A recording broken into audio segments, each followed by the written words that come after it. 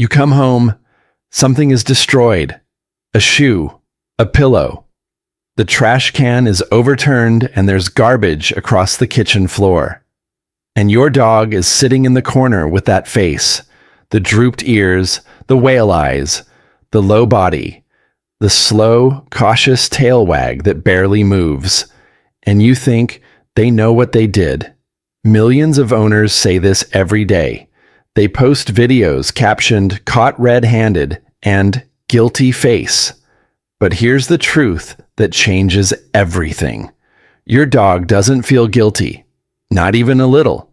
That face you're reading as shame is something entirely different, and misunderstanding it is quietly damaging your relationship in ways you can't see. 1. That face isn't guilt, it's fear. In 2009, a researcher named Alexandra Horowitz at Barnard College ran an experiment that should have changed the way every dog owner interprets their dog's behavior. She set up a simple test. Dogs were told not to eat a treat. Some dogs ate it, some didn't. But here's the critical part. The owners were told either that their dog had eaten the treat or that they hadn't, and in some cases, the information given to the owner was deliberately wrong. The result destroyed the guilty dog myth. Dogs showed the guilty look not when they had actually done something wrong, but when their owner displayed displeasure. Dogs who hadn't touched the treat, but whose owners were told they had showed the exact same guilty expression as dogs who actually ate it. And dogs who had eaten the treat but whose owners showed no displeasure, no guilty face at all. The expression has nothing to do with what the dog did. It has everything to do with what they're reading from you. That drooped head, those averted eyes, that low creeping body isn't a dog confessing. It's a dog responding to threat cues from the most important person in their world. They don't know what they did wrong. They know something is wrong with you. And that distinction matters more than most owners will ever realize. 2. They can't connect your anger to their action. This is the part that most owners resist because it challenges something that feels obviously true. You point at the destroyed shoe. You raise your voice. Your dog cowers. The connection seems undeniable. They did it. They know they did it. They feel bad about it. But the canine brain doesn't work that way. Dogs live in the present tense with far more intensity than humans can imagine. Their ability to connect a current consequence with a past action is extremely limited. The window is seconds, not hours. By the time you come home and discover the damage, the act of chewing that shoe exists in a completely different psychological space than this present moment of you standing over them with anger in your voice.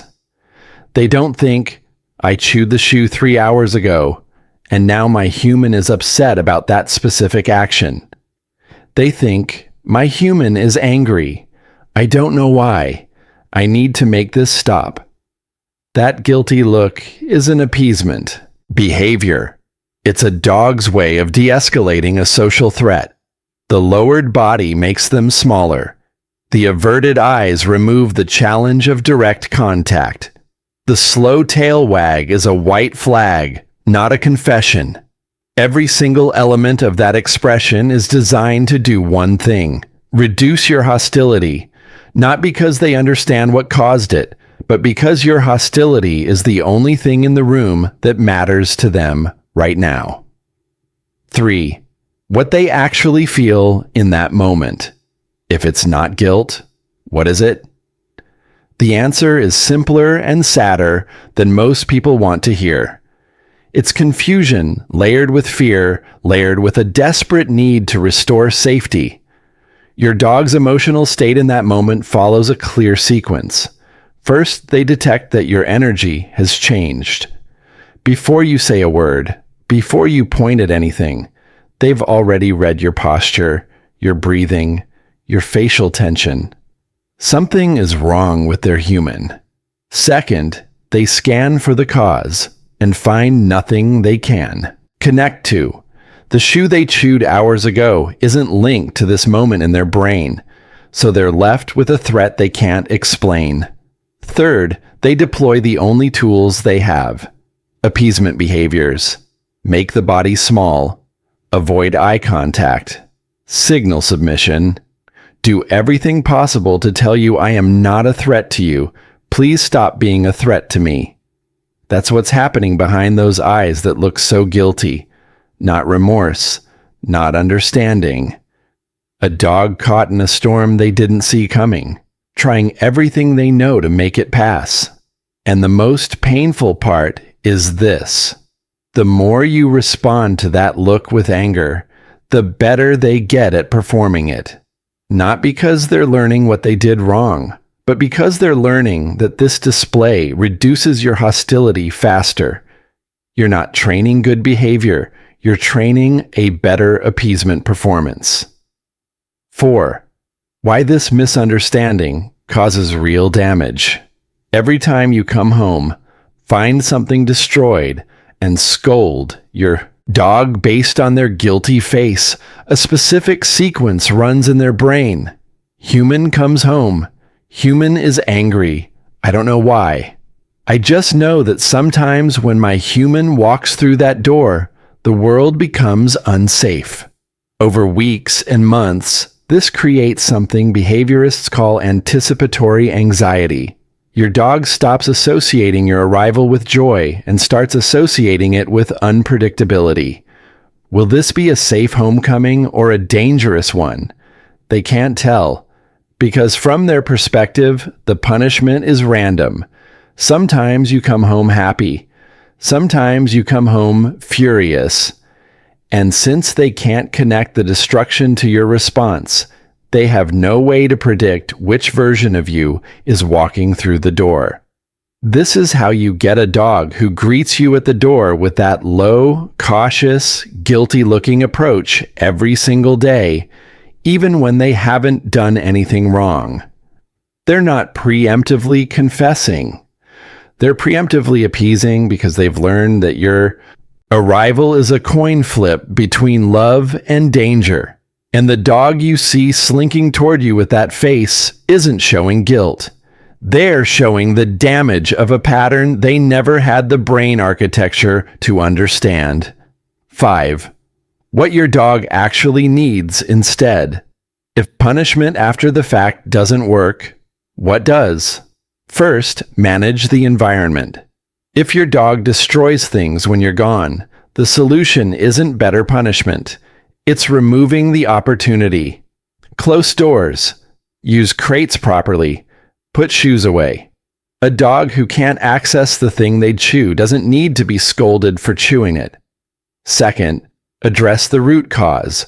Dogs who destroy things when alone are almost always experiencing one of 3 things: boredom, anxiety, or insufficient exercise. A dog who's had 30 minutes of genuine physical and mental engagement before you leave is a fundamentally different dog than one who watched you walk out the door with a full tank of unspent energy. Third, and most importantly, stop reacting to the face. When you come home and something is destroyed, take a breath, clean it up, say nothing, show nothing. Your dog doesn't need a lesson about the past. They need safety in the present. And the owner who walks in, sees the mess, and greets their dog with the same calm energy they always have is the owner building a dog who is genuinely secure. Not a dog who performs guilt.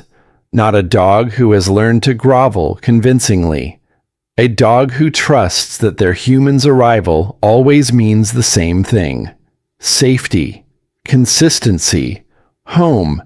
That's not permissiveness. That's not letting them get away with it.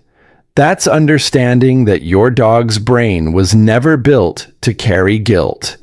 And asking them to carry it anyway doesn't teach them anything except that the person they love most in the world is someone they can't always predict. Let the guilt go. yours and theirs.